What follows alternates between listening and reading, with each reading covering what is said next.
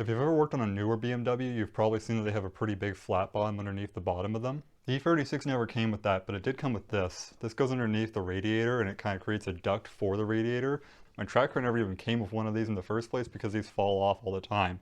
You probably saw the last video where I installed hood vents, and in general I'm just trying to give my car every chance it has of better cooling, which means separating out the airflow underneath the car and giving the air for the radiator a place to go. Look, the last few track days I went to a while ago were at most 80 degrees in the middle of the day, more like 60 to 70 throughout the earlier hours, so it wasn't really that hot and I was already getting overheating in those midday sessions.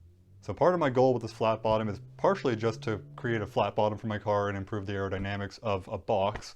And the other part is just to hopefully give my car a little bit more cooling. Hopefully it'll help. I bought this panel off of Home Depot, and funny story, it actually didn't arrive until weeks after it was supposed to. The first time I ordered it, they just completely lost it and never even got it to us in the first place. The second time they ordered it, they thought they lost it and UPS didn't even have any tracking for it, and then it just showed up at my door. So it worked out one way or another. So just as I'm editing this video, I got another panel delivered to me. I don't know if this is supposed to be the one that I originally ordered, but either way I got a refund on the first one, so I got a free panel and we'll find something to do with it in the future. Also, I'm just now realizing that this says aluminum composite material. I'm not sure if that means that this is different from aluminum. It kind of looks like pure aluminum on the side.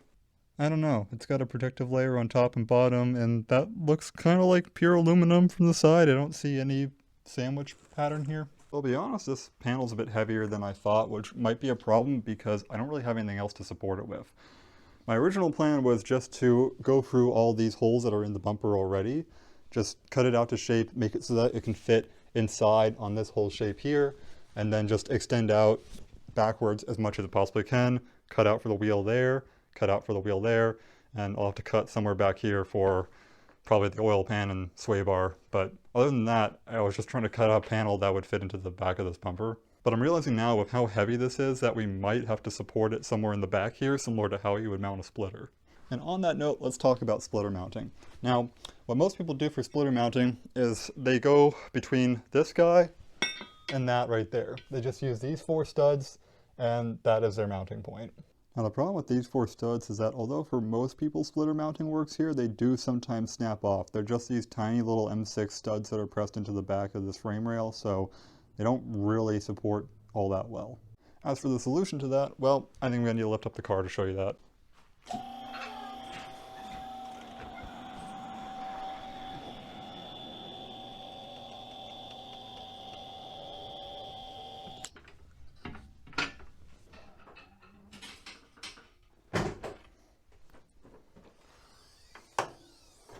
Okay, so here's those 4 studs we were talking about before, and then if we move back down in here, you'll see that there are these 2. Now I'm pretty sure that radiator ducting I showed you earlier would normally be attached at least here, and if you look at that radiator ducting from before, I'm not exactly sure how it attached, but this part right here, I'm pretty sure is meant to go right where that bolt is.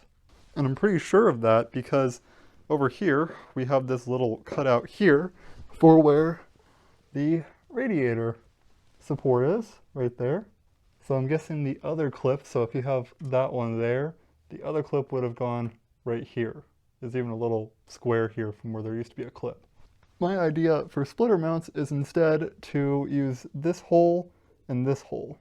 Let me show you why. So on this side I have the impact absorber removed, and if you look in there, you can see in there, right?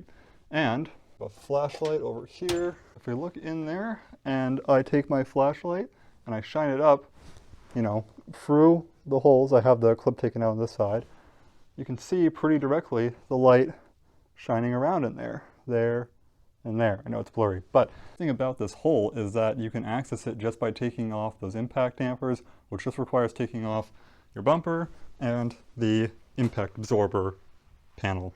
Take off the whole kidney grills and headlights and everything behind it and that whole top structure. You just got to take off the bottom.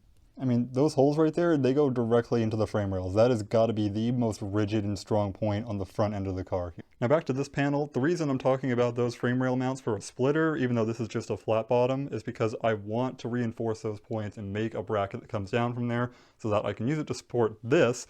In the meantime, But if I ever go to make a splitter for this later, then later we can have mounting points already there that are strong enough to handle a splitter, and we're already using them to hold this up.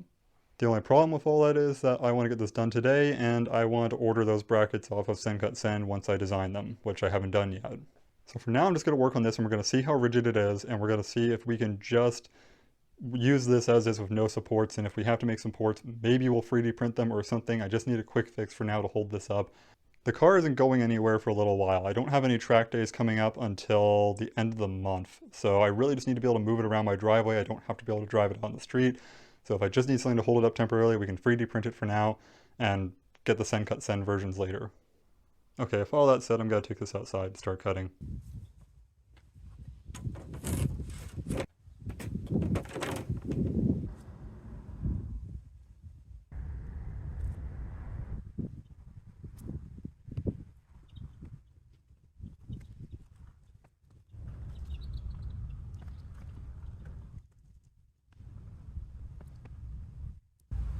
So far, the two biggest challenges are that it's sort of raining, but not really. Welcome to the Pacific Coast.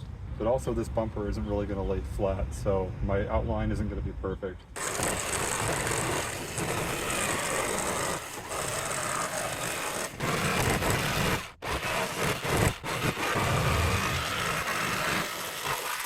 I have no clue if the hood vents would have cut that easily, but if they did, oh my god, I was using the wrong tool. That was really easy. With the angle grinding experience, I thought I was going to be here all day cutting this stuff. Okay, as always, hindsight is 20/20. Over here, I really should have just made a straight line going from there to there, but oh well. I have no clue what straight is on here. I'm going to go see what I have for sheet metal screws. I don't really have any good sheet metal screws right now. Let's go to Ace Hardware. I think most of what I'm looking for is around here. These ones are a little too small. Bingo. So there's these ones down here that have the hex head with the rounded head. Or there's these ones. Flat round head. I want these ones because the head will stick up less underneath the car. And these are going to go in from the bottom. I was actually able to get exactly what I needed. My local hardware store has actually really improved their collection of fasteners over time. It used to be pretty barren and empty in there, but now they got a whole lot of stuff in there that makes it really easy to get projects done the same day. Mission accomplished. Now time to start peeling this off and start drilling holes in it. ACM is a 3-layer sandwich panel consisting of 2 aluminum sheets bonded to a polyethylene PE core. I literally could have just read it and it was right there. The bottom side doesn't seem to really have any layer to peel off, so I'm not sure if I should have this texture here facing down or if I should have these smooth brushed aluminum look facing down. I think it'd be kind of cool to look in through the grill here and see the flat aluminum, and I don't think you're really ever going to see the underside of the car unless it's up on a lift. We're going to have this one facing up.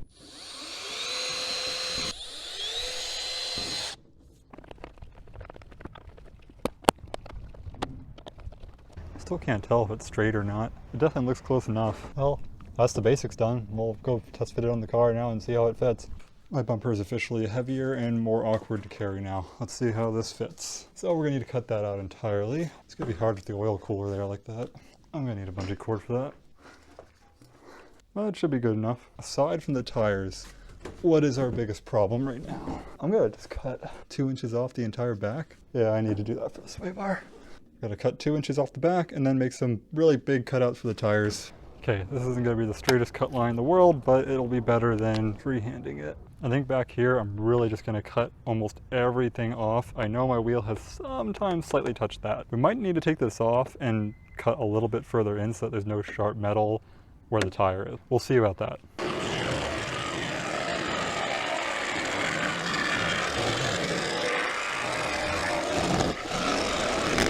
All right, that also reduces our weight a little bit too. So if you think about it, my tire arch is kind of defined by this line right here, which means that from here I have roughly 255 millimeters of tire. So if I come out 25 centimeters, that's pretty far in, that's right around here. Really, it's more like from out there. So we're gonna try there, just like that.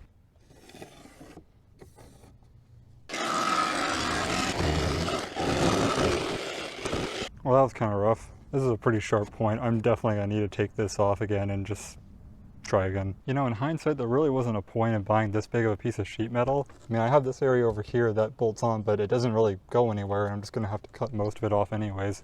I suppose it improves rigidity, I don't know. So if you're doing this for yourself, you probably just need a sheet metal that is less than 4 feet wide. If you're shopping at Lowe's, that opens up your options a lot more. Ask me how I know. I'm just gonna make my marks and cut it, and I'll show you guys what I ended up with later. That's looking a lot better. Much better. For now, I'm just going to reinstall everything, and we'll figure out those splitter brackets later. I want to just get this done.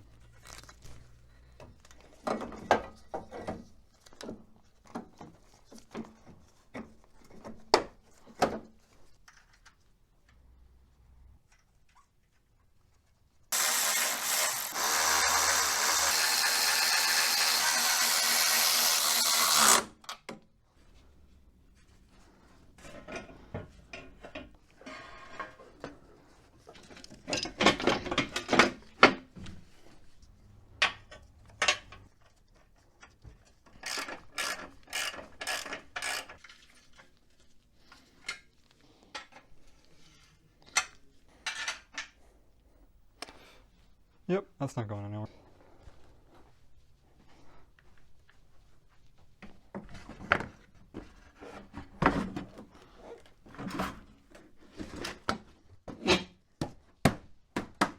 Nice. Right, so everything's in, bumper is on but not secured. You can see the flat bottom down there now. However, it looks like I did not give myself nearly enough space for all the things that we said we needed space for. So I have room for the tires right now, but I haven't tried steering yet, and I'm guessing that's probably not enough room for steering. And if we look for the inside of the wheel here, you can see it better. That's my sway bar. And that is sitting directly on the sheet metal. It is pushing it down a little bit right now. It's not bad, but by the way, because the sway bar end links push up like that, that means the sway bar is as far forward as it's going to be with the wheels at full droop up on the lift right now. So if we just cut things back about 2 inches from where they are now, we should be good. Also, while I'm here, I'm going to do a steering test and find out how much room I need to actually make. All right, this is attempt number 2. Took off more material on both sides, and we're a lot better because the bumper is just about fully seated all the way in, but we are still making contact on this side. It's still right up against the tire. So I'll need to cut off just a bit more there. I'll do the same thing on this side, but I need to test it first to see if it's good or not. I also just realized that this bit here is still sticking over. I tried cutting that with the whole panel off. Clearly I did not do enough. I need to come really close to where these 2 screws are because I only want the plastic to be touching the tire. If this rubs, it should only rub on plastic and not on sheet metal. So with all that said, back to it. Also, maybe it's hard to tell from here, but this is not straight relative to the sway bar. It's definitely got a much, I shouldn't say much, but I've got a bigger gap over there and here. So I'm going to cut just a little bit along the edge here to hopefully try to even that out. And if it's not perfect, oh well. I don't want to take off too much more material because then I would defeat the whole purpose of this. All right, well, that's looking a bit better. Sway bar has good clearance both ends. Probably didn't cut this side back enough to really match it, but oh well.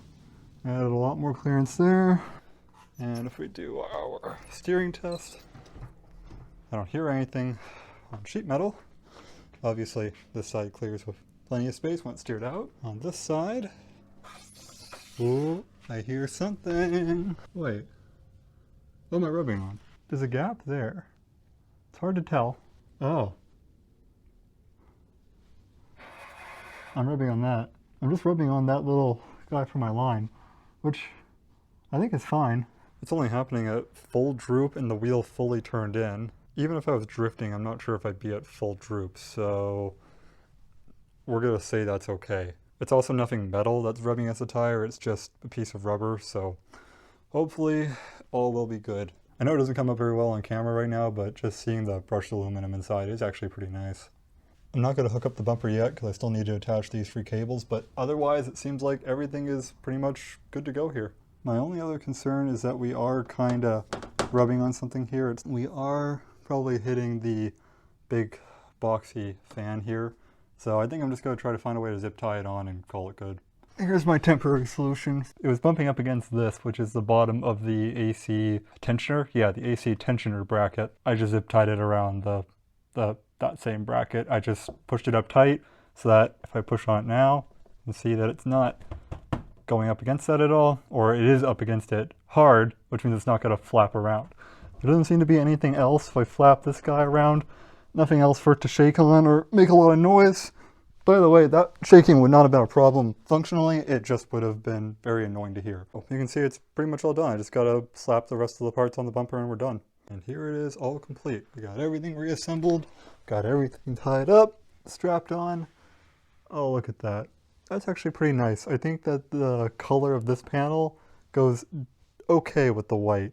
Again, it's something you never really see, so I'm happy with it as it is. I've done a full lock-to-lock test on both sides, and we don't have any problems, at least none that were not there already. In other words, everything's good. Pretty happy because I never got to see the full look of the hood vents with the bumper on and everything fully assembled, so I'm pretty happy with this. Alright, now as promised, let's go look at some 8.6 parts. So the story with the parts is that a while ago I bought a whole bunch of parts. I bought stuff from SQ Engineering, I bought one or two things from Techno Toy Tuning, I bought something from Battle Garage, which was the Toda billet oil pump gears. We'll see those soon. And all that came in pretty promptly. But then there's these parts right here. And these parts were ordered from Man & Racing Parts in New Zealand, which is a great store and has a lot of parts for 8.6. And I'm pretty sure older Toyota chassis for those who are interested. The only downside is that I ordered some rods for the engine and I ordered some pistons. They were made to order from Trom, which is awesome. That's what I ordered. That's what I expected. 5 to 8 week lead time. I check in after 8 weeks and nothing is shipped. And he says that for some reason Trom never got the order. And he said he would ship me everything else, and he did, which is awesome, which is why we have everything here. All right, we got connecting rods, which are pretty sure the OEM length. All right. Yeah, I know it's in packaging and you can't fully see it. I don't want to unwrap everything yet. I'm guessing it's wrapped up this way so that nothing rusts. So long story short, the pistons are coming later. He said they would drop ship to me in a week or two from Trom directly, which is nice. We got a whole lot of ARP stuff. This is the main stud kit, what I'm guessing is the head stud. Yep. These are my rod bolts. This says Link on it. So I'm guessing if I open this up, this is probably my ECU. Alrighty, this is looking pretty cool. Contents, quick start guide, the ECU, mounting bracket, USB tuning cable, and some stickers, of course. We always got stickers. Alrighty. This is my first time buying an ECU, so this is going to be a pretty fun experience for me, even though I have no idea what I'm actually doing with this yet. I shouldn't say I have no idea with it. I know that I'm installing it on this car and that I'm using it with the motor I have already, but I don't know exactly how to program it, or more specifically tune it. I know it already has a base tune included on it, which is nice. But when we get past that base tune and get everything up and running, we'll just have to learn on the spot and figure everything out. This is a crank trigger wheel, so this is going to be so that we have a crank position sensor. More ARP fasteners. These are for the flywheel, and then we've got bearings. These are, I have no clue if these are main bearings or rod bearings, but those are there. I have no clue what this is. I really have no clue what this is. Let's take a look. Oh, thrust. What is it? The thrust bearings for the crankshaft. I think these are actually genuine Toyota, so I guess you don't need performance variants of those. And then here's the rest of our bearings. So I'm guessing these are con rod and these are main bearing, just because this is a bigger package. And then we've got a harness. Let me show you why we need this. So if we come over to the engine bay of my 8.6 here, here's the immediate problem. This car was already swapped by someone else before with the 20 valve, and that's cool. That's what I wanted, actually. Except for the fact that this wiring harness is a rat's nest. I rewrapped a few parts of this, like the part that you see that's done with the, I don't know what you call this, black plastic coating that you can wrap your wires in. And also the battery terminals were not that great. This is better than before. It's still not my preferred way of doing it, but it was a quick fix. It was a quick fix I needed because the new battery I was installing had different size terminals. Anyways, this rat's nest of a harness needs to go. I haven't taken it all the way out yet. It's disconnected everywhere except for at the firewall down in there. I have a Freedom ECU. That's how they made this work. And for those of you who don't know, Freedom ECUs, they basically don't exist here in America. They're only in Japanese, so you would have a hard time programming them if you didn't speak Japanese. The second problem with the Freedom ECU is that it doesn't actually have a lot of added functionality. Basically, it's only used at all because they converted this car to coil unplug. To be able to control that coil unplug, you need an ECU that can do it. So the Freedom ECU is basically a OEM blacktop ECU. I'm not getting into it. This is a rat's nest of a harness. This is a Link ECU and a proper harness made by MRP Custom, which is awesome. So yeah, we got plenty of parts here. All I'm waiting on now is the pistons, and also my block is at the machinist. So time to make a visit and see where that's at. Anyway, that's all I have for you guys this time. I'll see you next time. Bye!